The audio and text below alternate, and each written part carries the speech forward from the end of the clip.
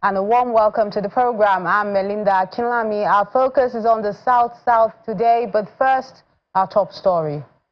A police officer has been reportedly killed today when gunmen attacked the patrol team along Asaga Road in Ohafia local government area of Abia State.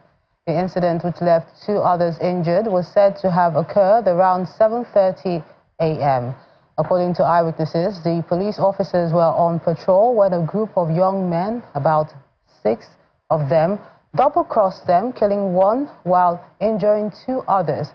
1 managed to escape to the bush. When contacted, the police public relations officer, Abia State Command, Maureen Chinaka, said the picture was not very clear and investigations will be launched into the incident.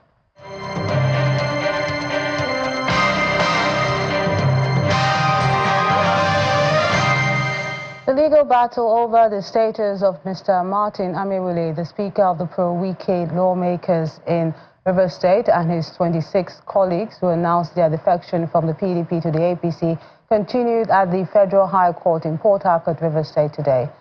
2 suits filed by pro-Fubara Speaker Victor Okojombo and his colleagues, and another filed by the Labour Party in the state, were considered. Mr. Okojombo is urging the court to declare that the 27 lawmakers are no longer members of the Rivers State House of Assembly. The judge adjourned the case to December the 10th for the adoption of processes. In the second case, filed by the Labour Party, the court adjourned proceedings to January the 21st, 2025 for further deliberations.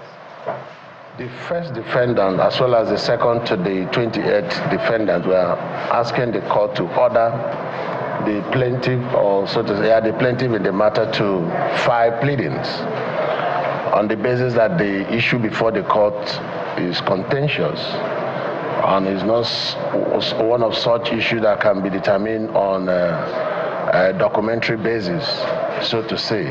That's on ground of originating summons. So that's the issue that the court has actually taken on today. Our prayer is very simple. It is something known by everyone all over the world. Our position is simple, that these persons voluntarily came out and told the world that they had defected. As a matter of fact, we saw it on Channels TV, saw it on TVC, and we have now come here to tell the court that, look, having done that, they should vacate the seat so that INEC can conduct a by-election where everybody, including Labour Party, will contest. Meanwhile, the Federal High Court sitting in Port Harcourt has adjourned the murder case involving 12 suspects accused of killing a female inspector, Christiana Erikiri, at the Taba police checkpoint in Rivers State to December the 24th for continuation of hearing.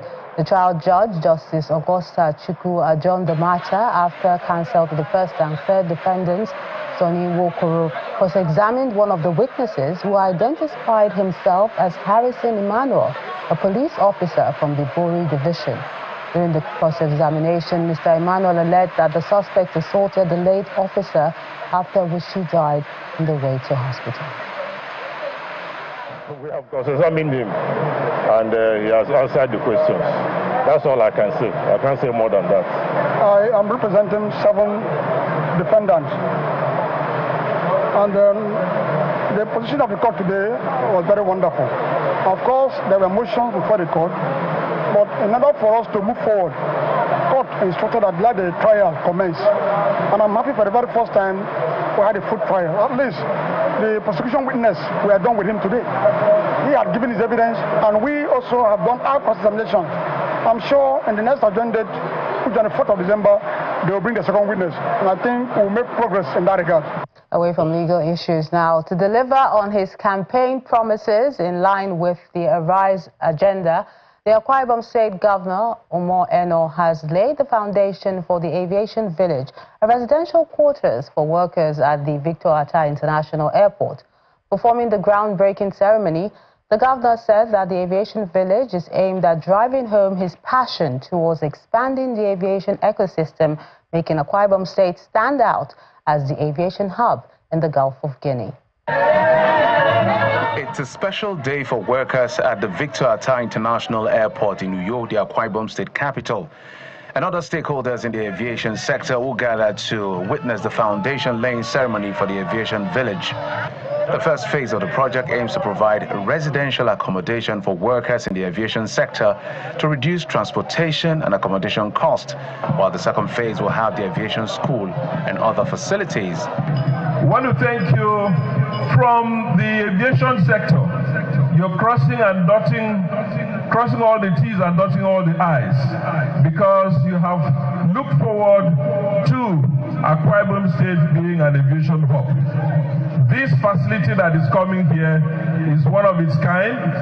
This is the first time in the history of this airport that a governor is coming in to put up the kind of structures that eventually we will see that will aid the activities of this airport. The project, which is expected to be completed in 12 months, will be given to different contractors to speed up the construction, beginning with the perimeter fence and gate house. This and other massive projects are captured in Akwa Ibom State's 2025 budget, and Governor Moyano is excited that the state will be a huge project site in the next few months. The aviation village, whose groundbreaking ceremony we are gathered here to perform, is a project that speaks to our passionate dedication to the expansion of our aviation ecosystem. It is planned to provide residential quarters for workers in the first phase, who will help further drive our vision to becoming the nation's major aviation hub. Some of the projects in view include an elderly people's home and a new medical village for doctors serving at the Ibom Specialist Hospital, which will be run with foreign technical partners. I reiterated my campaign promise to fulfill all our obligations to the airline and the projects initiated by past administrations, such as the MRO, the taxiway, and of course, the International Terminal building. But the high point of this particular occasion is the groundbreaking ceremony for the aviation village, which was performed by the governor, flanked by his deputy, Dr. Akoni Yakenying, Speaker of the House of Assembly, Udeme Otong, Secretary to the State Government, Enobangwa, and some traditional rulers. Still talking infrastructure, the governor of Edo State, Mr. Monday Okwebolo, has disclosed plans to rebuild Ebomisi Secondary School, which was in a bad state during his governorship campaign tour. The governor also inspected ongoing repair works on failed portions on some roads and directed that contractors be mobilized to handle them. He assured that he's keen into the renewed hope agenda of the president to ensure that development reaches every area in Edo State. School in Ugbo community, Ovia Northeast local government area of Edo State, is one of the state-owned facilities Governor Monday Okwebolo visited during his campaign tour around the state before the 21st September governorship election. He had frowned on the dilapidated condition of the school then.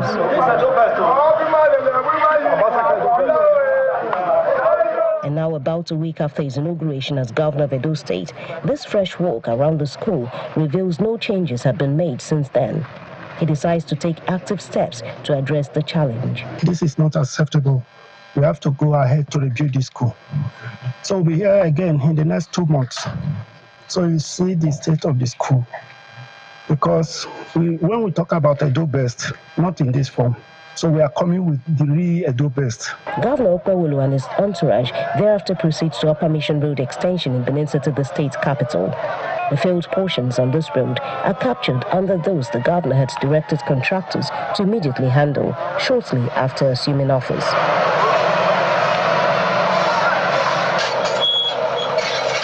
Contractors were also, on that day, mobilized to portions on the Benin-Ekuma-Auchi Road, a federal road in Edo State. Our mandate is to transform Edo, make Edo a place that everybody will be proud of. So this is just nothing you are seeing here. We are flagging off flyovers. Governor Okwebolo maintains his keen on fulfilling his campaign promises, and these interventions are only the start of greater things to come. Jessica Olubusere, Channels Television News. The National Youth Alliance has issued a strong statement against vote buying, bad governance, and for youth participation in governance. During a summit in Asaba, the Delta State capital, the youth group criticized the current electoral system, especially the issue of vote buying, which they say has affected the nation's political operations, urging the leadership not to put personal interest ahead of national welfare. These are youths from various political backgrounds under the aegis of the National Youth Alliance, gathered for the Southern Youth Summit in Asaba, Delta State. Young people can only be more. The summit, tagged Birthing a New Nigeria, is focused on promoting a neutral, non-partisan platform focused on uniting young Nigerians from all political affiliations to build a better nation. The summit identifies vote buying as a major cause for bad leadership and governance, urging Nigerian youths to shun this trend and hand over the mantle of leadership to people who are ready to serve the nation selflessly. The problem we are having now is when the election comes, they will give you one wrapper, maximum money they give out is 5,000 naira. You collect it, and what else? 5,000 naira, one wrapper, and one congo of rice. At the end of the day, you know what amazes me much is all the people that voted for this, they were the one crying now. They were the one crying now because their hearts are broken. Are we going to continue like this? No. That is why you and I want to work together. We want to change the change. But come to 2027. And depends on you and I. We are the only one that can make it happen. Why are we going to allow the political class to continue to divide us with religion, ethnicity? Why are we going to allow them? Because very soon they will go back again. Remember 2023 is not long ago when they came and they brought money, some of us, some of the youth of Nigeria. We followed them. We campaigned for them. We collected money. Since after that time, what is happening now? Are we going to continue like that again? No. Youths have a very important role to play in the nation's polity, and the need for everyone to participate in elections that will produce leaders cannot be overemphasized. We are so much concerned about the future of this country. Nigeria is such a beautiful country. Nigeria is such a blessed country. But unfortunately, we kept on producing selfish, wicked, and self-centered leaders that only concentrate on their personal and selfish interests. They don't care about the country. And I think it is high time for us as young people that truly believe in the cause of this country to come out and then salvage Nigeria, save Nigeria from her current state of mess. Looking ahead, the group believes 2027 will mark a turning point for the Nigerian youth, as they hope that more youth will take control of Nigeria's political future. Coming up on the program, we'll tell you about the Cross River State Government Youth Mentorship Summit. Details in a moment. Join us again.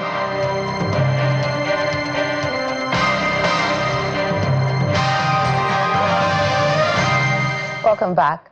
The Cross River State government has reaffirmed its commitment to youth development by advocating for skill acquisition, mentorship, and innovation. Speaking at the summit in Calabar, the state capital, with the team, After Studies, What Next? The Special Advisor on General Duties, Mr. Ekpeyong Akiba, explained the need for mentorship, especially among students. According to him, the skills development program cannot be overemphasized, and the state government is working towards ensuring that those with skills get the necessary support to set up themselves. This mentorship summit, organized by the Cross River State government, brings together educational institutions, industry experts, and government officials to discuss ways to empower students and equip them with the necessary skills to succeed in today's competitive job market.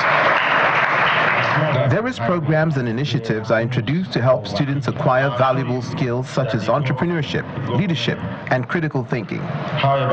Mentoring programs are also highlighted as a crucial component in steering students towards their career goals and providing them with the necessary support and guidance. We have been able to set up a platform where the values of our state nation, where our culture, our heritages could be transferred to the young people by mentorship, because mentorship is critical. Beyond being educated, it's important to also develop our skills and build capacity and allow opportunities to meet you ready. In addition, the importance of fostering a culture of innovation and creativity among students is also emphasized, with the government pledging to provide the necessary support. We want to see how we can create a nexus between the campus and the professional world, between the academia and the professional world. Let us see how we can begin to chart a direction for students in terms of mentorship, in terms of employability, in terms of entrepreneurship, so that our students can be better prepared to face life after campus. Beneficiaries of the summit say they're excited about the future, as this platform gives them an opportunity to network with experts in various fields. I love what I do, and this program today has really given me the push that I can continue, I can do better, I can be there. So, although it's not over yet, I intend or I hope to be impacted more before the end of the program. I was inspired by a few speakers about how their journey from school and how they climbed the ladder and all. So I have learned a lot, and I'm happy that I'm here today, because had it been I wasn't here, I would have really regretted not being here today. So the Cross River State government says it remains committed to investing in the youth, which it believes is crucial for sustainable development. What's going on? Staying in Cross River State, in a bid to boost trade and enhance food sufficiency, the government has organized an 11-day trade fair showcasing its rich cultural heritage and agricultural potentials.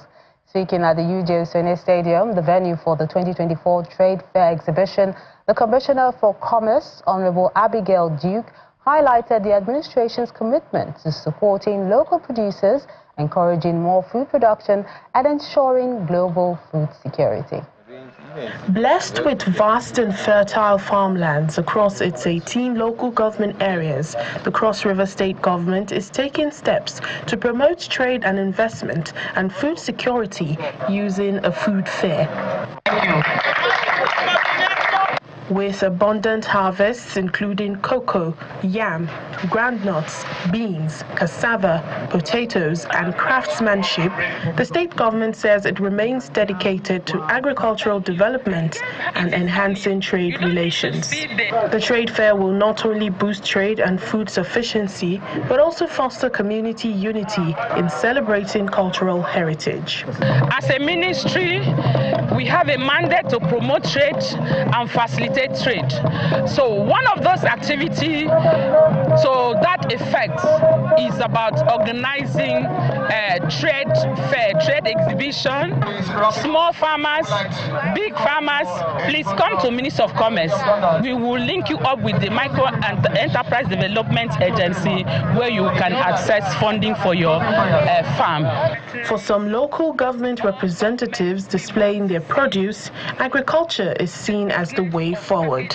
I want to encourage all of us who are still young, even the old, let's venture into agriculture and tap the wealth that is in stock for all of us. It is only by that we can make a perfect livelihood for ourselves and our dependents.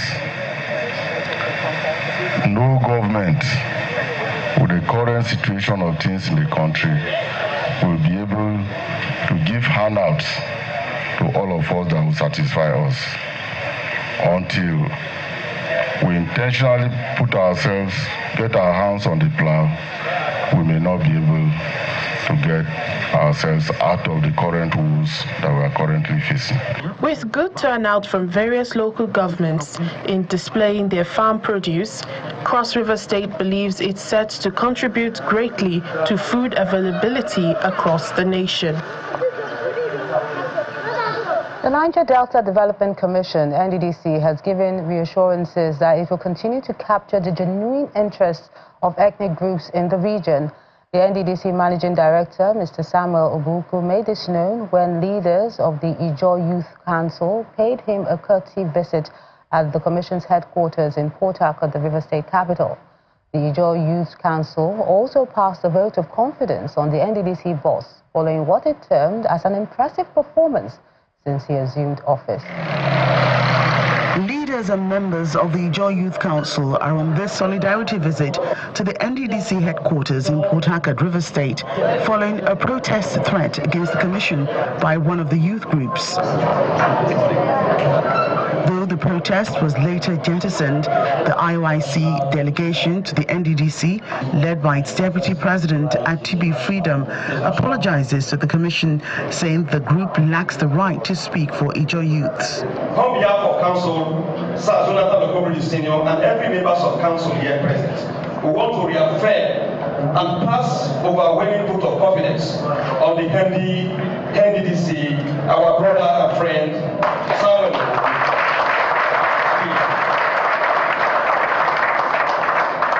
That we are proud of him as a product of our struggle, that he is doing well and he should continue to do well.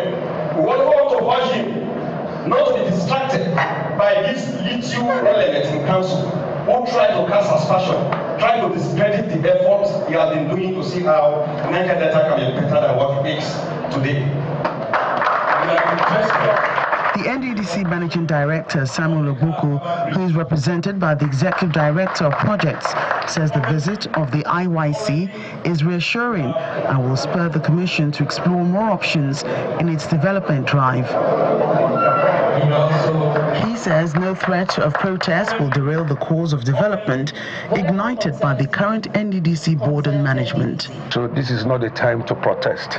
This is a time to join hands together to build a better, greater, prosperous Niger Delta region, building bridges to make our the downtrodden people of the Niger Delta region, to bring their wares to the upland, and also to create wealth amongst the people. He also restates the Commission's commitment to collaborating with critical stakeholders of the oil-rich region and says its doors are open to genuine ideas aimed at improving the delivery of development to the people.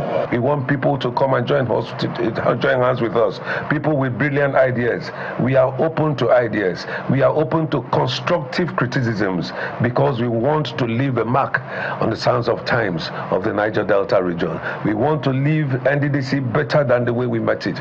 We want everybody to come together. We want to make Niger Delta the beauty of Nigeria. We want to make Niger, because the Niger Delta is the region that produces, that lays the golden egg. Therefore, the beauty of Niger Delta is coming out with the leadership of Dr. Samuel Obuku. With the NDDC 10,000 Youth Internship Scheme expected to kick off next month and several programs lined up for takeoff next year, the interventionist agency is optimistic that youths of the region will get the best from people-tailored projects and programs. Finally on the program, the Bayelsa State Governor Doye Diri has sworn in 15 new permanent secretaries at the council chambers of the Government House, Yanagwa, in a ceremony which marked a significant step to revitalizing the civil service leadership. In his address, Governor Diri emphasized that the appointments were made strictly on merit following a rigorous selection process that included written examinations and oral interviews. He noted that the administration considered several parameters to ensure that the most qualified individuals were selected. As a policy, I have decided to bring back the glorious days of the permanent secretaries. Therefore, your appointments were based on the rules, regulations, and everything that is governing the process and procedure of your selection, based on merit. And thereafter, other issues that were considered were public service rules, your knowledge of financial regulations, and your knowledge of the procurement process. And after that, an oral interview was conducted by a panel that was headed by a retired head of service of Bayelsa State. And as you know, there are several other parameters that were considered. Amongst them is the local government spread. We don't want a situation where, because I am governor, all the permanent secretaries are coming from Kulukumo-Pokuma. And so we also consider the spread of permanent secretaries across the 8 local government areas. That's the program today. Thank you so much for watching. I'm Melinda Akinlami.